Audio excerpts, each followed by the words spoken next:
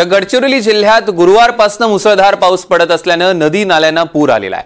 पर्लकोटा नदीच्या पुलावरनं पाणी वाहू लागल्याने सकाळपासूनच भामरागड तालुक्यातील 50हून अधिक गावांचा बाहेरच्या जगाशी संपर्क तुटलेला आहे। पुरामुळे आलापल्ली भामरागड मार्ग बंद झालाय। जिल्ह्यातील 4 मार्गावरील वाहतूक ठप्प झाली आहे। प्रशासनाने अतिवृष्टीचा रेड अलर्ट जारी केल्याने दक्षिणेकडील शाळा महाविद्यालयांना आज सुट्टी जाहीर करण्यात आली आहे। मागील 24 तासात भामरागड तालुक्यात सर्वाधिक 99.2 मिलीमीटर पावसाची नोंद झाली। तसंच एटापल्ली तालुक्यात 68.4 मिलीमीटर पावसाची नोंद झाली आहे। त्याचप्रमाणे भंडारा जिल्ह्यात मुसळधार पावसामुळे गोसेखुर्द धरणाच्या पाण्याच्या पातळीत वाढ झाली आहे। 23 दरवाजे उघडण्यात आले आहेत।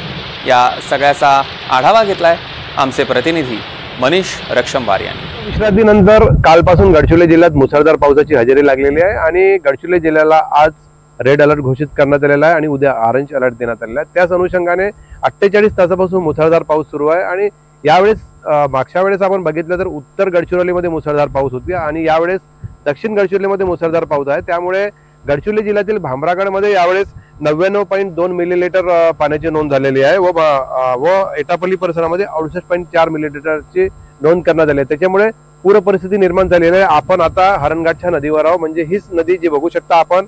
या नदीला गोसेखुर्द धरणाचं पाणी सोडण्यात येते। आता गोसेखुर्द धरणाचे 23 दरवाजे उघडण्यात आलेले आहे महावाक्र।